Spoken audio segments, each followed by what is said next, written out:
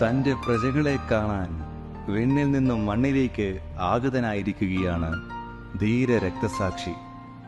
സഹദായുടെ അനന്തമായ ക്രിസ്തുവിശ്വാസവും ധൈര്യതയും എന്നും എടത്വ മണ്ണിന് ഊർജം പകരുന്നു.